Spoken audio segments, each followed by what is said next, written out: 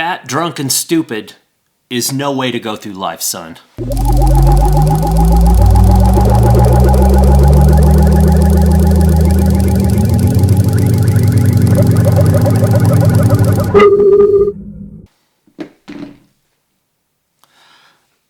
My brother won his race this morning, his running race. I said, hey, you let a MILNOR race, there goes first place. You know, all the schlubs, all the normal people, they're fighting for second. It was like Larry Bird in the three-point contest. First time Larry Bird went in the three-point contest, he went in the locker room beforehand. He goes, okay, who's playing for second?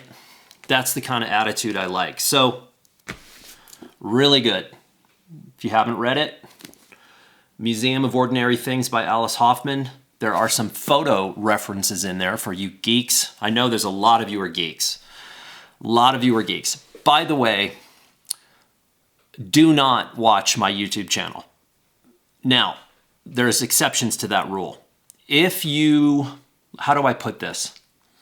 If you're on YouTube and you are surfing from photo-related film to photo-related film, you will never get better as a photographer. That's not how it works. However, if you are occasionally watching a film on YouTube for something specific, I could see how that would be beneficial.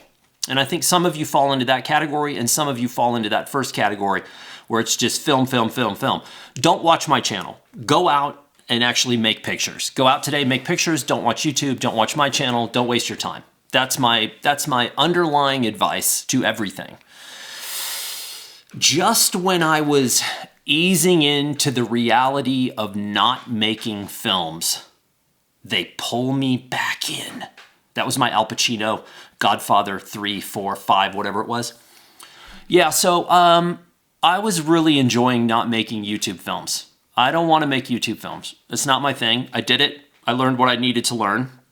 I learned what I like and don't like, but there's no real benefit for me. There's no purpose for me to make those films other than sharing some information that might be beneficial to you. So it wasn't like the worst thing I ever did, but it's like in terms of how I'm going to spend my time, it's not really high on the list. Having said that, Blurb is now running on full power. And I have 1, 2, 3, 4, 5, 6, 7 different, I can't call them campaigns. Some of these are full-on campaigns, like standalone full-on campaigns. And then others are short, but there's a lot of filmmaking that I'm doing for Blurb. Filmmaking is probably the wrong term. That's way too highbrow for what I'm doing.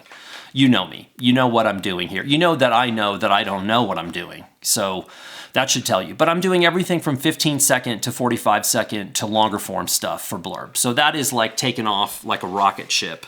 And there's a couple of things that I want to mention here. But before we get started, there is no primary focus of this film. There's a couple of things that I needed to get off my chest, a couple of things that I needed to announce. You'll see some changes here in the background in the house. That right there, all of those 14 coats on the wall, that's all my wife. Oh yeah, I just let her go. You got to pick your battles, people.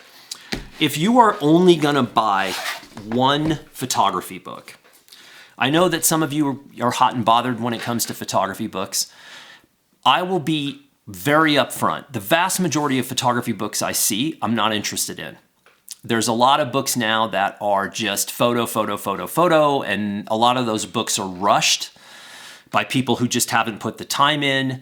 People who have an audience can often sell quite a few books, and that can confuse people into thinking that that's good photography. Again, building a following and building great photographs are two separate skills. They very rarely run in parallel because the people who are really amazing at building great photographs typically are working all the time and they don't really have the need or desire or time to do something like a YouTube channel to build following. So it's a weird kind of alternate universe, alternate world. So a lot of the books I see, I look at and I'm like, this isn't interesting to me. I've seen this over and over again. And you know, if the work's not great, then what's the point of looking at it for that long? So if you've ever seen this book, The Road to Seeing by Dan Winters. Now, you can see this book like this, but you can also see it like this. And people, if you're only gonna buy one book, if you just want one book about photography, that's a really hard one to miss, because so much of this book is copy. It's written. It's written. This is not a guy saying, look how amazing I am as a photographer. That you're gonna get by looking at the work. But that is about way more than him as a photographer. That's about photography in general. That's about being a photographer. That's about learning how to see on your own, even though you're influenced, and he references a ton of other people in this book. And he has work that's sort of his work that's derivative of these other people. That's really important. That is a masterclass in photography in one book. Now, I'm in the process of getting rid of as much as I possibly can in my life. Extraneous things. One of the things that is going away is the vast majority of my photography book collection. It's all going away. I'm going to donate as many as possible, and then I'm going to keep, there's a select, and this is tough. I'm going to be giving away books and donating books. There's a place here in town that just got access. They just received a building. It's a photography group here in town. They got a building, and they're going to have a photo book room. And so I'm going to donate as many of my books as possible. And that's hard because a lot of these books are either signed to me, signed to my wife, or I have a personal relationship with the author. And that's hard. And the thing is, I don't want to give them away to strangers. I want them to go into a facility where people are going to get their hands on them. That's the key with a book like this. I don't want this book to sit on the shelf at home and nobody sees it. I want as many young photographers as possible to get their hands on these books. So I'm weeding out all of my stuff in life. And so these books, if you're just going to buy one, that's a damn good place to start. I think I jumped the gun here. I've got some things to announce. Number 1, or whatever, 2, 3, I am teaching in Berlin, Germany. You've heard of it. Go to New York, turn right, and you will eventually get there. March 1 through 9, I am co-teaching a workshop with Elena Dorfman. Many of you know Elena because I've taught with her many times before. The last trip was to Japan, but we've done Albania numerous times, and we are also doing, so Berlin, March 1 through 9 is our workshop, and it's also coinciding with European Month of Photography in Germany, which is the biggest photo event of the year in Germany. That'll be fun. We will be dancing in and out of that event as we do the workshop. 2 days in Hamburg as well. Ich bin sehr klug. And we are also doing Morocco in fall of next year. Both of these are on the Wide Angle Creative website, which is Elena's website. And if you're interested in those workshops, I'm choking up about it.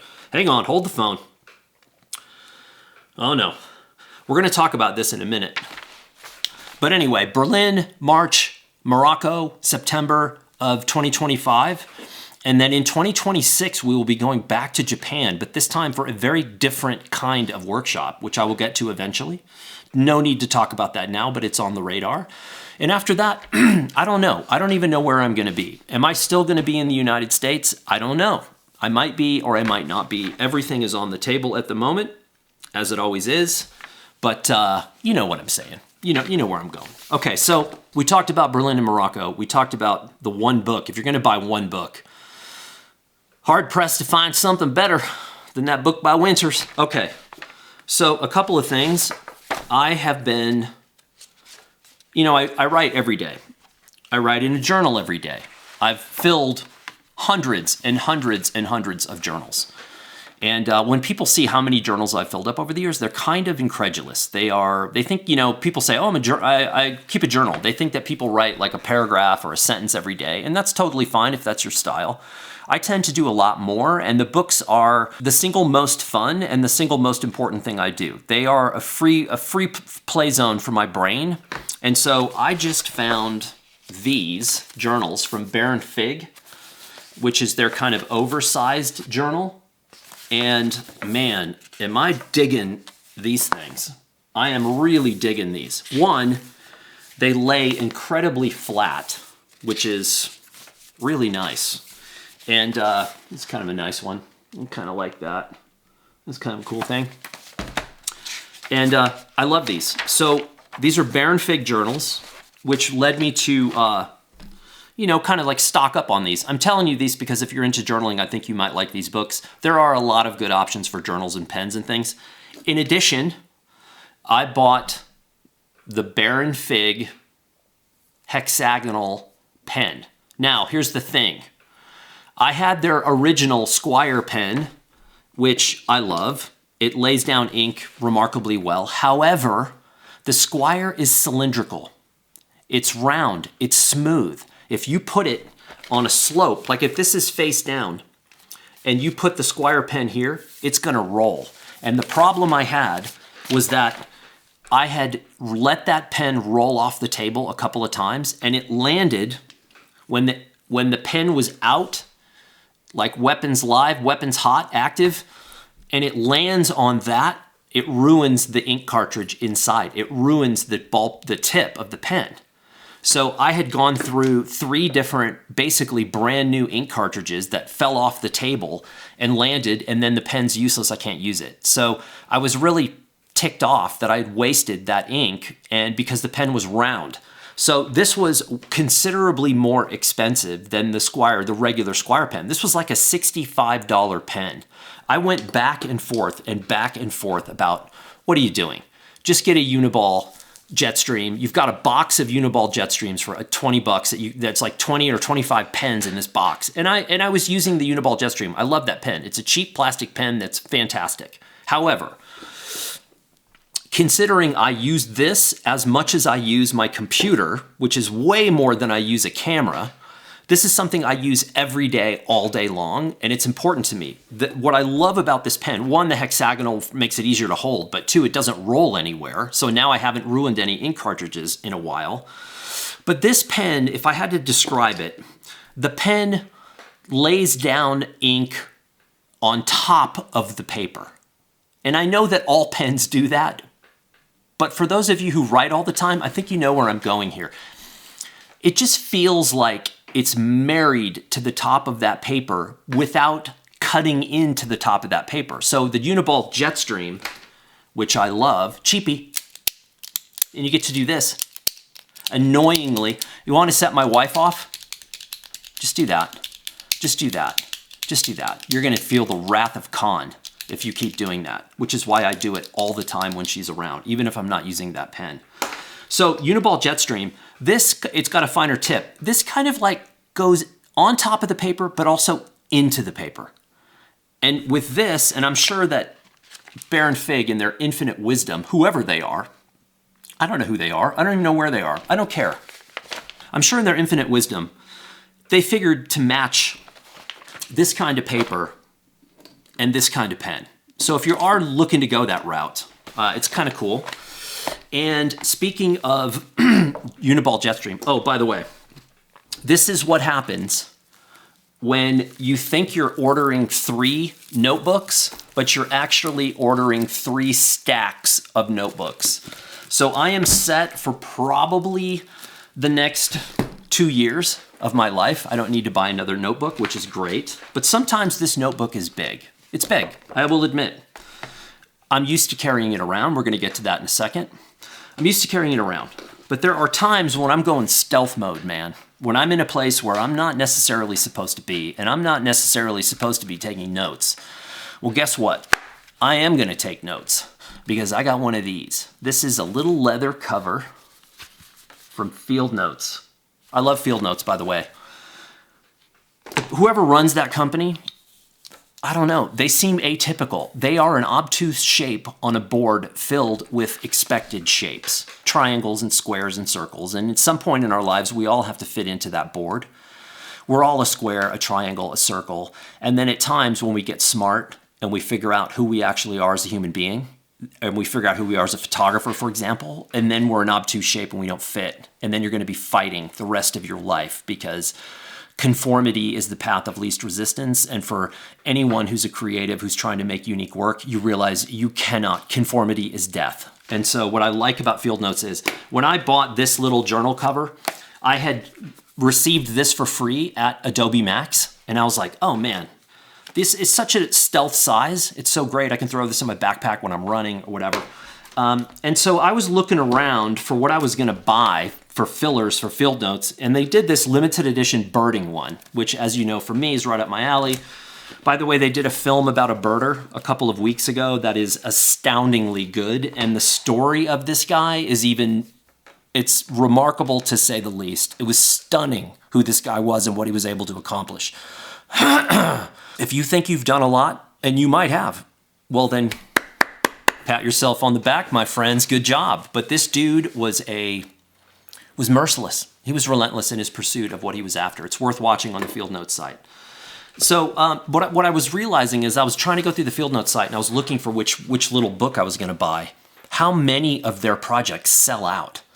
I would say 2/3 of everything on their site is sold out. That's like really fantastic. I love that. It shows to me that they're making unique things that people are gonna respond to, and they're not just cranking out cheap stuff. So for me, it's a balance. It's a balance of Baron Fig and these big books where I can put images in and that kind of thing, and it's these small Field Note things with the snazzy leather cover, because I'm a snob. And then let's go on to the next post. Okay, here we go. There's only 3 things we're gonna go over, and then I'm out of here. I got a lot to do. It's Saturday, and Monday, I have to look at this list of 7 things, and I have to start kind of simultaneously doing most of them, and that's a little, it's hard. It's hard to get a line on one thing because you're doing one thing, but half of your brain is like, okay, what's the next thing, the next thing? We need to talk about pace in a minute. So somebody asked me the other day, I was talking about, I forget what I was talking about. I think it was on Discord. I'm not on Discord very much. I forget I have it, and then I feel bad and I go on there. And there's some really cool people on there and people I've met in person and people that I really like. I just, again, with all of this other tasks on my calendar, it's hard to spend time on there. It almost feels like it's way better than a social network, but it still has that same thing of like, oh, I should be on there responding. Yeah, which, you know, I'm not so good at. So I forget how this started. You know me, you know how many bags I have. I have at least 5 Tenba bags alone, and my wife and I, we use all of them. I have a low pro bag that holds all of my Fuji kit. I have my motorcycle backpack, high vis. I love this backpack. I love it. This mounting system to me is as comfortable and as good as any pack I've ever had. And also my iPad Pro goes in this case and it fits perfectly in the bottom of this backpack. And this backpack has a waterproof compartment in there too, which is great because on the motorcycle when you get stuck out in the middle of nowhere and it's coming down, it's important. And then also, speaking of waterproof, my Ortlieb waterproof pack that holds my Nikon Z8 180 to 600 is in there all the time. And it will also hold the other Nikon and lens if I move the top around. And I've got a rain cover in there for the 180 to 600 that takes up the rest of the space. But if I reverse the lens hood, I can get all my Nikon stuff in there and it's waterproof. So that thing goes with me all the time. And that thing, the camera and lens are together inside that bag, so I don't ever have to take it apart. It's fantastic, but that's not what I carry on a daily basis. And somebody was asking me the other day, a friend was asking about something, and I was like, oh, I've had this bag for years. I love it. This is a Mystery Ranch Ruck 15. It's tiny. This is tiny, but you cannot believe what goes in here. So number one, this goes in. Something like this goes in all the time. This goes in, unfortunately. One of these will go in. This thing at the top, you can't even see it. And this is an absolute shit job of me showing you this bag, but whatever. So in the very back is this compartment that holds my MacBook Pro. And it's so small and hidden in the back that you don't even see it. There have been times where I'm an hour into a flight and I'm like, did I forget my computer? I have no idea. Did I bring it? Is it at airport? Is it at home? Do I need it? Because of this pocket. Then you have this secondary pocket, which is where journal and book go. And then there's a little zipper thing on the front of that pocket, which holds all my pens, and I have tea and food and stuff like power bars and gel shots in there that I keep. Then there's your little phone pocket. I've got my glasses go in there. My binoculars, Nikon Trailblazers. I forget what they are. 10 by 25. By the way, like an idiot, a few days ago, I looked at Swarovski. There was a vendor selling Swarovski optics. Yeah, don't ever do that because you'll understand why people pay what they do for that kind of stuff. I've got on one side in the bottom, I've got my shotgun mic. I've got my battery charger. I've got a second battery. I've got my Nikon ZF with a 40. I've got a broken N95 where one side works, N93 I think. So one side works, but the other side doesn't, and I can just do this. I can just snap it into my face all day long. By the way, asshole, this is not a political statement. If I'm sick, if I am sick, I wear a mask to keep you from getting sick, douchebag. Oh my God, we learned nothing during COVID. Zero as a nation. Just to give the rest of the world a heads up. A hat and a beanie in here, always. I live in 7,000 feet in the mountains and the sun is intense. And another friend of my wife's just died of melanoma and took him fast. 2 months, he was gone. It's terrifying. So I try to wear sunscreen and I try to not get melanoma. That's the goal. Now, I'm not even done. This bag, remember, this is a 15. See how my production value is just astoundingly good? What else? There's a little zipper thing in the front. Gum, chapstick, essential, headlamp, ancient headlamp from Black Diamond that runs off AAA batteries. I would so love to at some point get a rechargeable one because sometimes I accidentally hit this in the bag and I can't see. If it's at night, I can see it shining through the bag, but if it's not at night, then I end up wasting the batteries and it's kind of annoying. Wallet. Honey Stinger energy gel. These things, these overpriced Apple things. Mandarin orange goose shot with caffeine. Never have too much caffeine. That's it. That is what's in my bag, and the reason I'm showing you that is only because it all fits in a 15-liter bag, which is remarkable. Now, there are some things that I would change about this bag. Not that Mystery Ranch gives a shit what my opinion is. I'm not knocking them for that. They're a brand, they're busy. They have a lot of, I'm sure they have a ton of people providing feedback.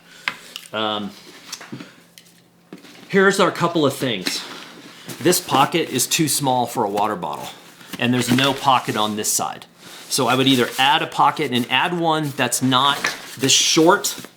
I would make it at least another third higher, and I would, instead of having this, I would have those pockets that kind of, they have the stretchy stuff on the sides, but it pulls out and you can get a full-size water bottle in there like this. I found this in the middle of the road. Have I told you that story?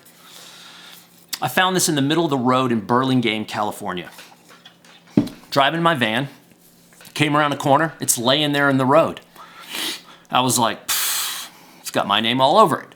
There's no name on it, so I can't find the owner.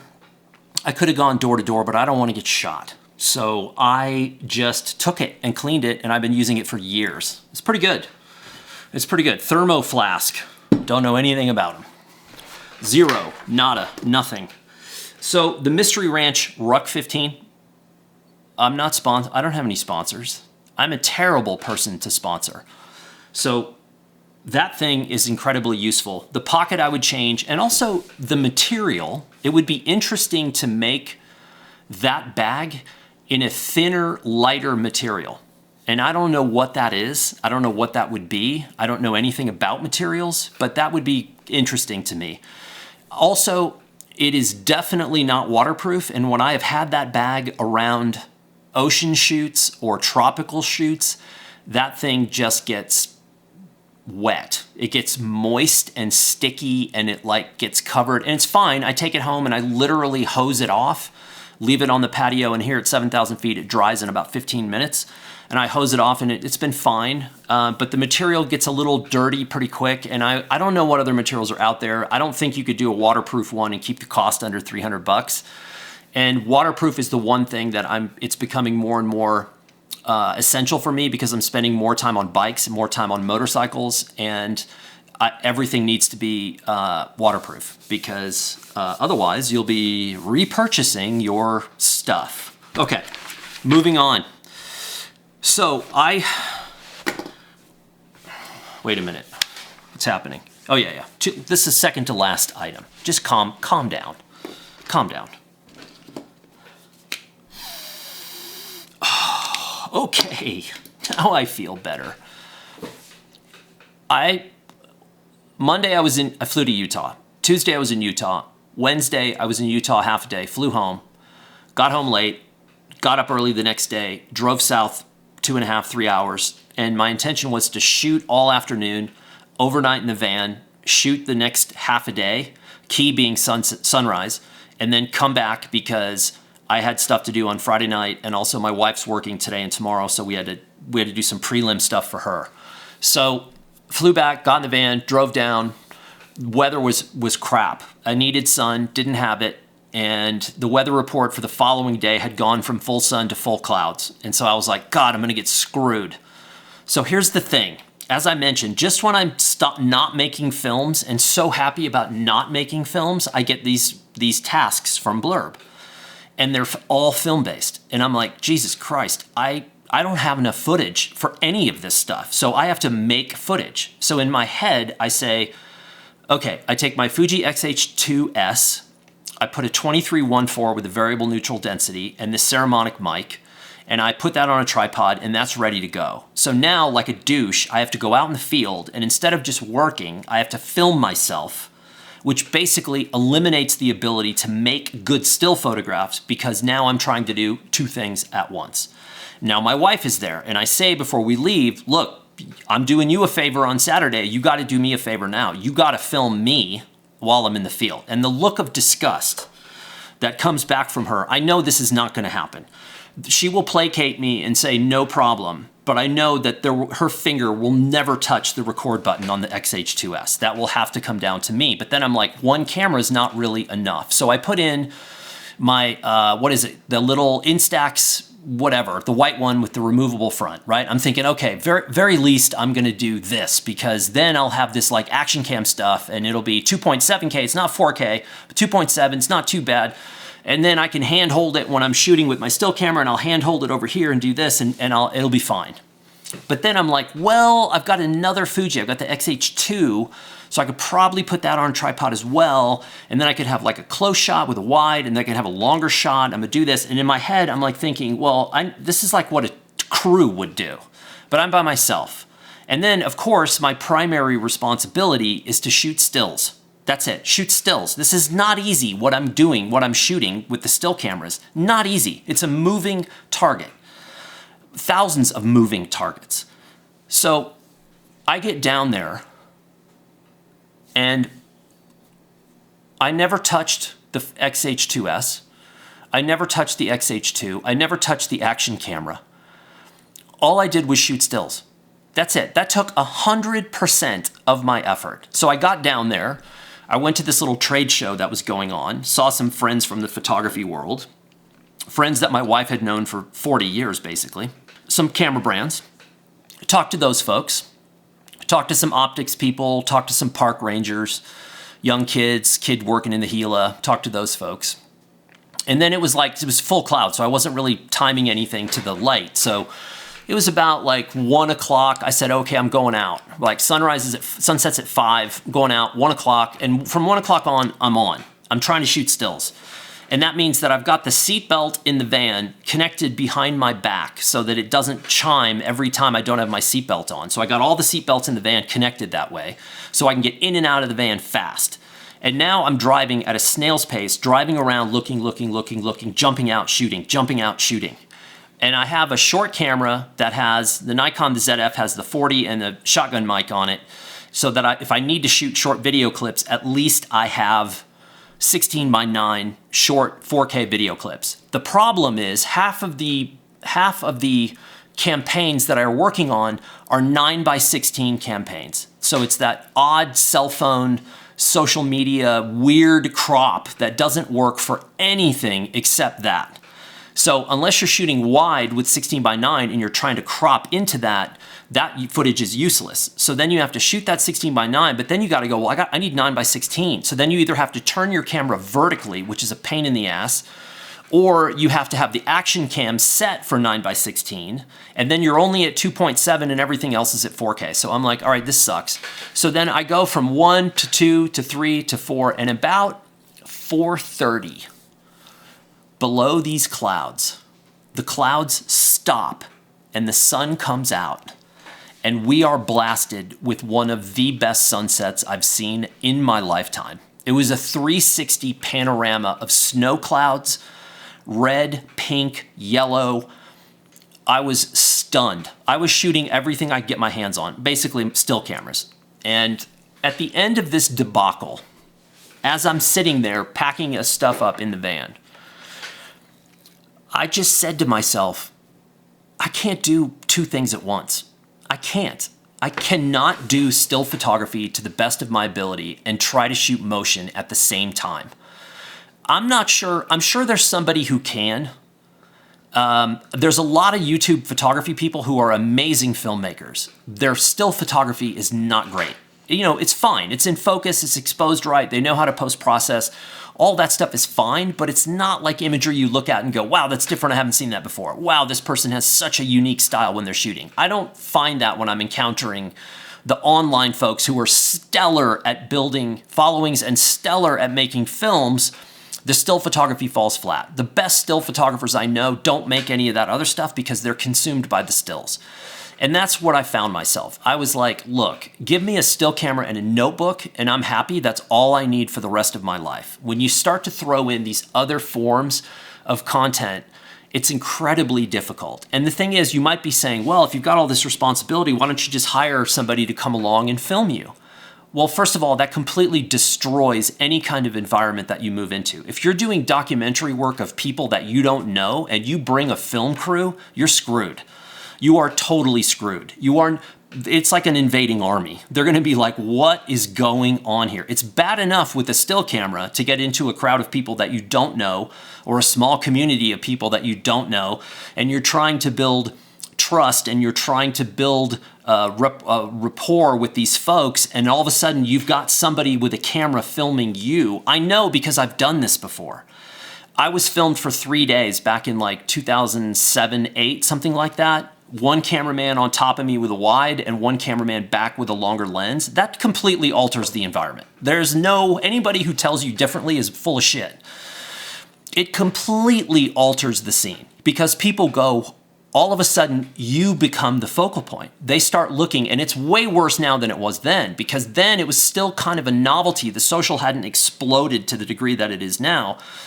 And I could kind of get away with it when I was in public places where there were tons of people, because the camera guys would kind of get lost in the crowd. But when it was intimate scenes, it was like a bulldozer coming in, because people were suddenly they were looking at me not as a photographer, they were looking at me as a celebrity. Oh, you've got a camera crew, you must be somebody special. And that completely alters the scene. So I don't want to have somebody with me. I don't want to have a filmmaker in my pocket that's following me around everywhere. God, it's like embarrassing. I'm embarrassed to do this, let alone have somebody follow me around in the field. So I'm not really sure what the solution is. I have to do some of this. I don't have a choice. I have to film myself because I don't have enough footage to fill what I need to fill. But it's kind of bad. And I think, like for me, stills and good copy is enough. If you shoot a single still a day and you write one paragraph that's unique to you, that's a great thing. And you do that, as many days as possible. That's a really cool thing. That's a fantastic way to make and be in the world. But I don't know what I'm gonna do. I just know that there's no reason for me to put the filmmaking kit in my van if I'm going out to shoot stills. I'm just not good enough. I can't do two things at once. I'm old, man. Okay, last thing. This is important. It's fun and it's important. So once a year, I get to go hang out with a friend's company. He's the CEO of a company and he has a marketing team. And the company and the brand is in a totally unrelated industry to what I'm in. I've never been around the industry. It's just a totally separate world. But once a year, my friend, who's super cool and very intelligent, and also like a guy that has so much responsibility in life, I don't know how he accomplishes what he does. So I'm not going to give you the details, but it's, he's one of those people that I'm like, I could never do that. I'm not together enough to do what he does. But he says, hey, come talk to the marketing team. Let's spend a day together and let's just talk about stories. Let's talk about storytelling. Now, storytelling, that word, that expression is incredibly overused in our world today. It's hypercritically important. It is. The foundation and basis of much of what is successful in our lives is based on story. When humans discovered fire, our brains increased in size more so than at any point in the history of our species. It's because fire gave us time. It gave us protection first. Protection gave us time to sit and think. It was the first time that we looked at ourselves and thought of ourselves as a being. And then we developed language, music, and art in rapid succession after that. And part of the art was about storytelling, was writing on cave walls and saying, hey, Billy, might not want to leave the cave in that direction today, might want to go that way, that kind of thing. So story's been around forever. So we spent a day talking about story. I made a deck, went through the deck. It was a blast. It was really fun. Because again, I only knew one person on the team. I knew the CEO, I knew one person on the team, and everyone else was new. And I don't know who they are, and I'm not a marketing guy. I told them I only found out about marketing in 2007. I didn't know marketing was a career. I went to the Blurb office in 2006 or 7, and I was like, oh, this is what marketing is. These people are stylish, intelligent, talented, focused, fast. I came out of that office and I was like, oh my God. And I came home and I told my wife, I've never worked in an office in my life, but if I was gonna work in an office, that's the office I would work in because I was so blown away by the people. And they were all marketing people, at least in the department that I was visiting. So we sat there and we talked, and I'm not going to give you the details of what we talked about, but there were a couple of things that came out that I thought were incredibly relevant to all of us. So one of the things that came out, which sounds ridiculous because it sounds so basic, but it's not, because I know you. I know me, and I know you, and I know everyone in your circles, and I know that we're all suffering from the same thing. One of the things that we're suffering from is pace. The pace at which we are moving. For example, 7 Blurb campaigns, right? Now, I'm not knocking, the reason they're all coming together at the same time is totally kind of a fluke. So it's not normally this way. But we have begun to celebrate. Well, we haven't begun. It's been this way for a long time. It's just gotten worse. We're celebrating ridiculous levels of pace. It's the people that say, I've been in 13 airports in 4 days, and they're bragging about it, right? Well, anyone who travels sees that shit and says, you poor bastard. Like, 13 airports in 4 days? That sucks. Like, no one enjoys that. If you're bragging about that, you are lost. Like, you are desperate and lost because nobody brags about that stuff. Airports, for the most part, are terrible. Flying is a privilege, and in some cases, it can be fantastic depending on where you're going, the occupancy of the plane, the flight crew, the food, the temperature, no screaming babies, no right-wingers going crazy and getting thrown off from MAGA hats or whatever it is. Like, there's a million things that can go wrong when you fly, let alone getting on a Boeing, the wrong Boeing. It's a whole nother story. So, pace. How do you create things that are uniquely yours, that are, let's say, generational to you as a creative? So like the absolute best thing that you can possibly do, how can you possibly do that at high pace? I don't know if that's possible for anyone. And so I'm not sure why we're celebrating pace. But the most important thing that came out of this day for me is the concept of thinking. When is the last time that you set aside time to do nothing but think. Now, some of you might be claiming you do it every day, but there's my buddy brought up something very important. I said, I schedule time to think like I'm scheduling a conference call or a meeting or a workout or whatever. And he said, that's great, but what if you're not in the right mindset when that schedule comes up? And I was like, that's a really good point. Now, this Garmin, when I bought the Garmin, I bought it because I'm tracking all of my exercise.